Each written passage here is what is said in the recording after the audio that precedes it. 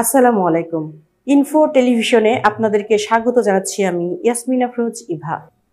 BNP ঘোষিত রাষ্ট্র মেরামতের ৩১ দফা রূপরেখা নিয়ে ঢাকা মহানগর উত্তর মিরপুর থানা বিএনপির উদ্যোগে কর্মশালা ও কর্মী সমাবেশ অনুষ্ঠিত হয়েছে।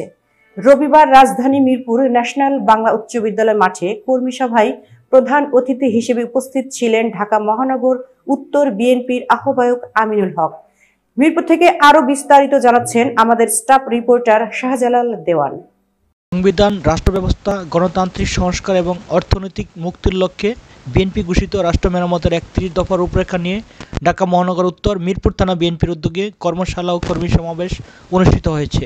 রবিবার রাজধানী মিরপুর ন্যাশনাল বাংলা উচ্চ বিদ্যালয় মাঠে কর্মী সভায় প্রধান অতিথি হিসেবে উপস্থিত ছিলেন ঢাকা মহানগর উত্তর বিএনপির আহ্বায়ক আমিনুল হক। অনুষ্ঠানের বিশেষ অতিথি হিসেবে বক্তব্য রাখেন বিএনপির ভারপ্রাপ্ত চেয়ারম্যানের উপদেষ্টা ডাক্তার মাহাদি আমিন।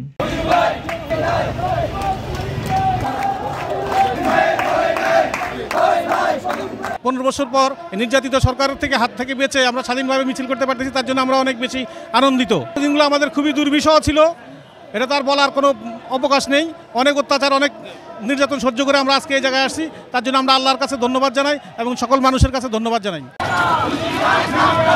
মিরপুর থানা বিএনপির আহ্বায়ক আবুল হোসেন আবদুল্লাহর সভাপতিত্বে এ সময় বিশেষ অতিথি হিসেবে বক্তব্য রাখেন বিএনপির কেন্দ্রীয় কমিটির সদস্য মামুন হাসান এবং প্রধান বক্তা হিসেবে বক্তব্য রাখেন ঢাকা মহানগর উত্তর বিএনপির সদস্য সচিব মোস্তফা জামান। প্রধান অতিথি তার বক্তব্য বলেন, শেখ হাসিনা সরকার গত 17 বছর বাংলাদেশের প্রত্যেকটি রাষ্ট্র প্রতিষ্ঠানকে ধ্বংস করে দিয়ে গেছে। তত্ত্বাবধায়ক সরকার বাতিল করে দিয়ে তারা স্বপ্ন দেখেছিল 2041 সাল পর্যন্ত ক্ষমতায় থাকবে, কিন্তু 2024 সালে তা খতম হয়ে গেছে। স্বৈরাচার শেখ হাসিনা প্রথম যে কাজটি করেছে, নির্দলীয় নিরপেক্ষ তত্ত্বাবধায়ক সরকার ব্যবস্থা তারা বাতিল করে দিয়েছে। বাতিল করে দিয়ে তারা সারা জীবন আজীবন জোর করে ক্ষমতায় থাকার স্বপ্ন দেখেছিল। তারা স্বপ্ন দেখেছিল 2041 সাল পর্যন্ত তারা ক্ষমতায় বসে থাকবে। আমাদের বিএনপির ভারপ্রাপ্ত চেয়ারম্যান গত জুলাই আগস্টে এক দফা দাবি দিয়েছিলেন। সেই দাবি কি ছিল? স্বৈরাচার শেখ হাসিনার পতনের দাবি। অতিথির বক্তব্য ডক্টর মাহাদি আমিন বলেন, সংস্কারের মূল উদ্দেশ্য হলো জনগণের ভাগ্যের পরিবর্তন করা। বাংলাদেশের সংস্কারের জনক বিএনপি। আজকে সংস্কার নিয়ে যতগুলো কথা হয়, প্রত্যেকটা বাস্তবসম্মত, যৌক্তিক এবং সর্বজন গ্রহণযোগ্য প্রস্তাবনা আমাদের নেতা জনক তারেক রহমানের প্রণয়ন করা এই 31 দফা। আপোষ করেনি, তাকে কি বলে আপোষের নেত্রী। কিন্তু দেশ ছেড়ে চলে যেতে বাধ্য করা হয়েছিল, কোথাও যায় নাই। উনি আপোষহীন নেতৃত্বের কারণে উনি কিন্তু আমাদের নেতাকর্মীদেরকে এই দেশের মানুষকে রেখে ওই জাতীয় সরকার চেয়েছিল দেশকে বিদায় করতে, কিন্তু যায় নাই। আর শেখ হাসিনা কি করেছে?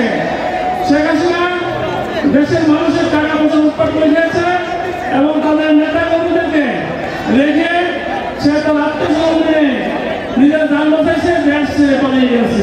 এ সময় কর্মশালায় বিশেষ অতিথি হিসেবে বক্তব্য রাখেন ঢাকা মহানগর উত্তর বিএনপির যুগ্ম আহ্বায়ক মুস্তাফিজুর রহমান সেগুন, এবিএম রাজ্জাক, আফাজউদ্দিন আফাজ, ফেরদৌসী আহমেদ মিষ্টি, অ্যাডভোকেট রুনা লায়লা। কর্মশালা উপস্থিত ছিলেন মিরপুর থানা বিএনপির যুগ্ম সাধারণ সম্পাদক মিজানুর রহমান মিজান, মফিজুল ইসলাম, তুরাগ থানা বিএনপির সাবেক যুগ্ম আহ্বায়ক আবু তাহের আবুল, তেজগাঁও শিল্পাঞ্চল থানার স্বেচ্ছাসেবক নেতা মহিদুল আলম মুকুল, মিরপুর থানার যুবদল নেতা ইকবাল হোসেন সহ বিএনপি এবং সহযোগী সংগঠনের নেতৃবৃন্দ উপস্থিত ছিলেন। দেশ, মাটি ও মানুষের জন্য আবারও লড়াইয়ের আহ্বান জানিয়েছে বিএনপি নেতারা। বিএনপি ঘোষিত রাষ্ট্র মেরামতের 31 দফা রূপরেখা মূলত নির্বাচনের প্রস্তুতি হিসাবে দেখছে এই মিরপুরের জনগণ। তাই তারা ভাবছে অন্তর্বর্তী সরকার অতি দ্রুত সময়ে নির্বাচনের রুট জারি করে জাতীয় নির্বাচনের পথে হাঁটবেন। মিরপুর থেকে শাহজালাল দেওয়ান, ইনফো টেলিভিশন।